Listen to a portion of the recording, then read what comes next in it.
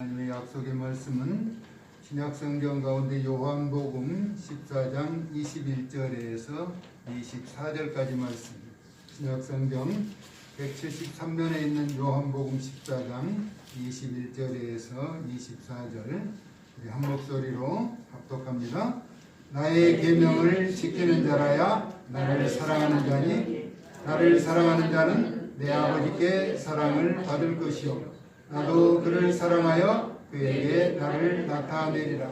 가룟이 다닌 유다가 이르되 주여 어찌하여 자기를 우리에게는 나타내시고 세상에는 아니하려 하시나이까. 예수께서 대답하여 이르시되 사람이 나를 사랑하면 내 말을 지키리니 내 아버지께서 그를 사랑하실 것이요 우리가 그에게 가서 거처를 그와 함께 하리라.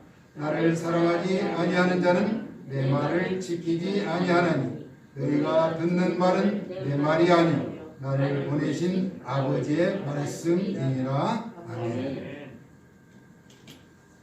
나는 누구를 닮았는가? 라는 제목입니다. 여러분은 누구를 닮았습니까?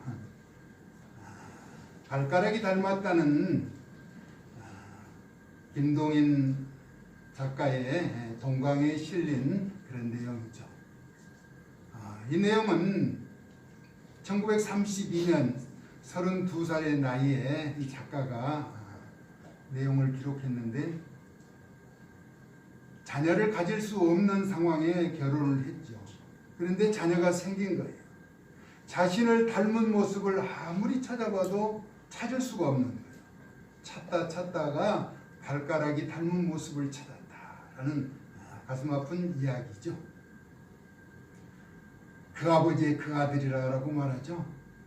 또 그 선생의 그 제자라고 말하는 것은 우리는 누군가를 닮는다라고 하는 것입니다. 여러분, 우리나라에서는 성형수술이 아주 발달해서 쌍꺼풀 또 코 수술 이렇게 하니까 더군다나 마스크를 가리니까 예쁜 사람들은 다 똑같아. 그냥 모형이 다 똑같은 거예요. 근데 또 뒤에서 보면 똑같은 부분들이 있어요. 시골에 장날에 할머니, 어머니들이 나왔다가 이제 파마를 하면 뒷모습은 뽀글이가 다 똑같이 보고 그래서 같은 모양의 헤어스타일을 가지고 있는 것을 바라보죠. 그러면 우리 예수님을 믿는 자들은 무엇을 닮아야 할까요? 우리는 하나님을 닮아야 하는 것이 우리의 가장 큰 목표라고 하는 사실 기억하면서 거룩하신 하나님을 많이 닮아갈 수 있기를 예수님의 이름으로 축복합니다. 아멘. 우리는 거룩한 하나님의 형상을 닮았고 또 제약된 세상에서 우리가 공존하면서 살아가죠. 우리 거룩하신 하나님께서 아담과 하와에게 거룩한 형상을 주셨는데 사단의 미혹으로 말미암아 죄가 이 땅 가운데 들어오게 된 것이죠. 그래서 예수님이 이 땅에 구세주로 오셔서 우리의 죄를 대속해 주셔서 우리에게는 거룩한 하나님의 형상의 DNA와 세상이 유혹하는 죄의 DNA를 같이 가지고 살아가게 된다는 것이죠. 참 오늘 안타까운 일, 요 며칠 전에 화재가 발생했죠. 울진군에서 화재가 발생해서 동해 삼척까지 이렇게 화재가 번지는 것을 바라보죠. 처음에 시작은 아주 미세하게 시작을 했는데 큰 불이 되어서 10년 만에 가장 큰 불이라고 이렇게 이야기를 하고 있죠. 이 한 번 하마가 훑고 지나간 그 길은 수십 년이 지나도 회복하기가 어려운 것이죠. 죄도 마찬가지입니다. 작은 아주 죄의 유혹 때문에 영혼의 상처가 나면 다시 회복하는 것이, 다시 원자리로 돌아오는 것이 쉽지 않다는 것입니다. 철저하게 회개하고 뉘우치고 돌아온다면 십자가에 흘리신 보혈로 성결케 해주셔서 동에서 서가 먼 것처럼 진홍과 같이 붉을지라도 양털과 치게 해주시겠다는 하나님의 약속의 말씀에 변화의 삶을 살아갈 수가 있게 되는 것이지만 죄라고 하는 것은 이렇게 작은 것이 시작해서 엄청난 아픔과 상처를 주게 된다라고 하는 사실을 기억하면서 우리는 늘 깨어서 죄의 덫에 걸리지 않고 거룩한 형상을 회복해 갈 수 있기를 예수님의 이름으로 소원합니다. 아멘. 사도 바울이라고 하는 사람은 우리와 성경이 같은 사람이었죠. 그가 고백하기를 갈라디아서 2장 19절에서 뭐라고 말하는가? 내가 율법으로 말미암아 율법에 대하여 죽었나니 이는 하나님에 대하여 살려 함이라 라고 말하고 있습니다. 율법은 모세로부터 온 것이고 은혜와 진리는 예수님을 통해서 온 것이라고 요한복음 1장 17절에서 말씀하고 있죠. 바울은 이어서 갈라디아서 2장 20절에 내가 그리스도와 함께 십자가에 못 박혔나니, 목사도 장로님도 권사님도 집사님도 다 십자가에 못 박혔다는 것입니다. 내가 그리스도와 함께 십자가에 못 박혔나니, 그런데 이제는 내가 산 것이 아니요 내 안에 그리스도께서 사신 것이라. 아멘. 내가 육체 가운데 사는 것은 나를 사랑하사 나를 위하여 자기 몸을 버리신 하나님의 아들을 믿는 믿음 안에서 사는 것이라 라고 고백하였죠. 이는 우리에게는 예수님의 DNA가 늘 존재하고 있다라고 하는 것이죠. 예수 그리스도와 함께 하는 것. 그래서 그는 이어서 고백하기를 나는 하나님의 은혜를 패하지 않는다라고 말하고 있습니다. 만일 의롭게 되는 것이 율법으로 말미암았으면 그리스도께서 헛되이 죽으셨다라고 말하죠. 우리 예수님은 우리를 위해서 헛되이 죽으시지 않고 의롭게 구별된 자로 살아가도록 우리를 구원하시기 위해서 그 거룩한 희생을 치러주셨다는 것이죠. 이것을 강조하고 있는데 바울은 신약성경 27권 가운데 13권을 기록한 것으로 알려져 있습니다. 그 가운데 4권은 에베소서, 골로새서, 빌립보서, 빌레몬서 이 4권은 옥에 갇혀서 갇힌 몸으로 기록했는데 하나님의 뜻으로 말미암아 그리스도 예수의 사도된 바울 그렇게 말합니다. 예수님과 하나님 영광을 위해서 그렇게 희생했는데 왜 옥에 갇히느냐? 혹자들은 이렇게 말할 수가 있어요. 연약한 사람들은 왜 나에게 이런 일이 일어날 수가 있느냐? 내가 하나님의 영광을 위해서 하나님 일을 위해서 이렇게 하는데 나에게 이런 시련이 다가오느냐라고 할 수 있는데 바울은 그렇게 말하지 않았다는 것입니다. 하나님의 뜻으로 말미암아 그리스도 예수의 사도된 바울 자신은 사도가 된 것이 하나님과 예수님으로 말미암아 된 것이라고 하는 사실을 고백하면서 믿음의 파고를 헤쳐나가죠. 그러면서 그가 골로새서에서 이렇게 말합니다. 너희가 그리스도와 함께 다시 살리심을 받았으면 위의 것을 생각하라는 것입니다. 땅의 것을 버리라는 것이죠. 거기는 그리스도께서 하나님 보좌 우편에 앉으셨다라고 말하고 있습니다. 그러면서 이는 너희가 죽었고 너희 생명이 그리스도와 함께 하나님 안에 감춰졌다라고 말합니다. 우리의 생명은 하나님의 보호하심 가운데 있는데 우리의 생명이신 그리스도께서 나타나실 때에 장로님 기도할 때 다시 오실 예수님을 말씀하셨잖아요. 그때 너희도 그와 함께 영광 중에 나타나리라 라고 말합니다. 그러므로 너희는 땅에 있는 지체를 죽이라. 지체에 무엇을 죽게 하는가? 곧 음란이라고 하는 것. 육신의 정욕을 위해서 사는 음란과 부정과 사욕과 악한 정욕과 탐심. 탐심은 우상 숭배라는 것입니다. 이것들을 버리지 않으면 이로 말미암아 하나님의 진노가 임하시게 된다라고 하는 것이죠. 그러면 과연 나는 지금 상태에서 하나님 보좌에 나아갈 수 있는 것인가 조심스럽게 질문해 봐야 한다는 것입니다. 만약에 그렇지 못하면 나를 철저하게 개혁해야 한다는 것입니다. 변화시켜야 한다는 것입니다. 새로운 발돋움이 있어야 한다는 것입니다. 할렐루야. 이는 어떻게 가능한 것인가? 거룩하신 성령의 인도하심을 받아야 한다는 것입니다. 성령의 간섭하심, 성령의 역사하심을 통해서만 가능하게 된다는 것이죠. 사도행전 10장 38절에 그런데 하나님께서 나사렛 예수에게 성령과 능력을 기름 붓듯 하셨으며 그가 두루 다니시며 선한 일을 행하시고 마귀에게 눌린 모든 사람을 고치셨으니 이는 하나님이 함께 하셨음이라 라고 말씀하고 예수님의 사역에도 성령님의 역사가 나타나게 된다는 것이죠. 누가복음 1장 35절에서 천사가 대답하여 이르되 이렇게 말합니다.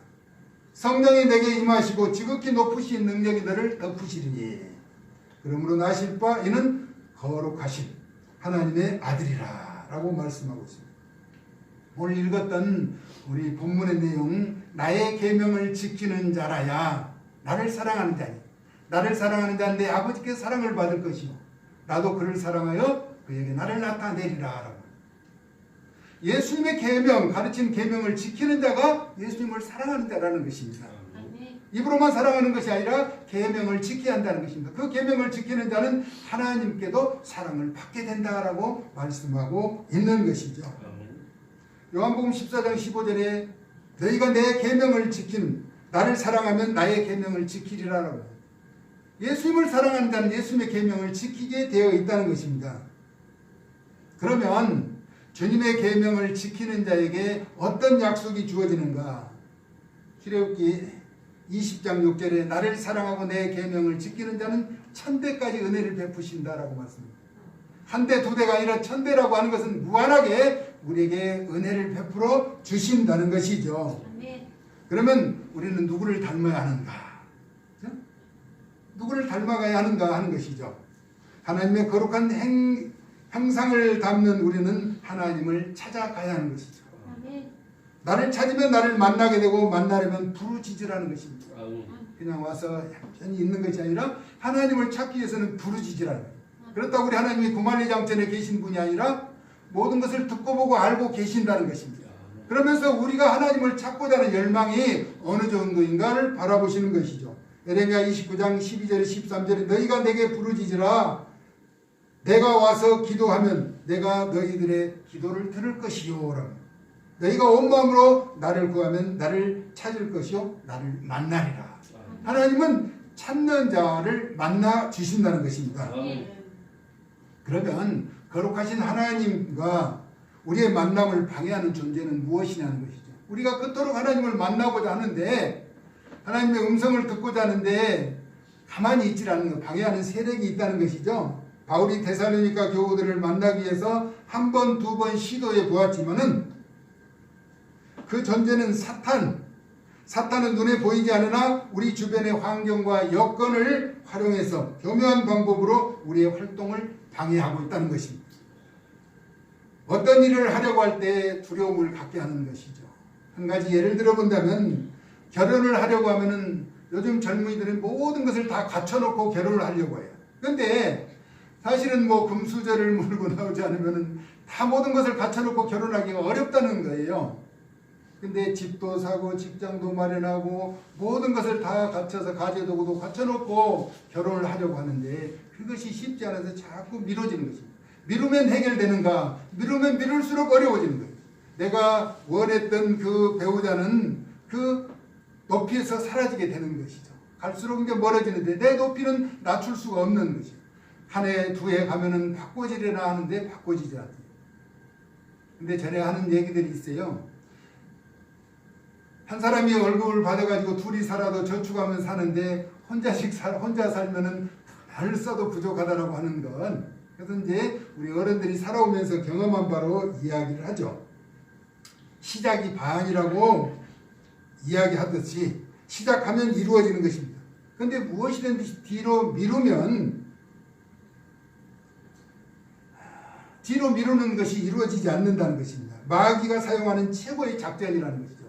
다음 세대 이야기하지만 다음 세대를 지금 준비하지 않으면은 다음 세대를 놓고 다른 세대가 된다라고 하는 이야기가 회자되고 있죠.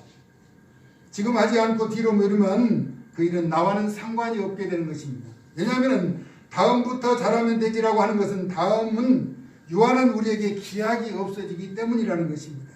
기회는 존재하지 않는다는 것이죠. 제 주변에 아는 사람 친구가 있었는데 이 친구는 이제 군대 가서 눈을 좀 다쳐가지고 눈을 보기 위해서 수술을 하고 유교적인 방법을 쓰고 하여튼 우리나라 최고 권위의 수술 병원에서 13번을 수술했지만 결국 보지 못하고 세상을 떠났어요.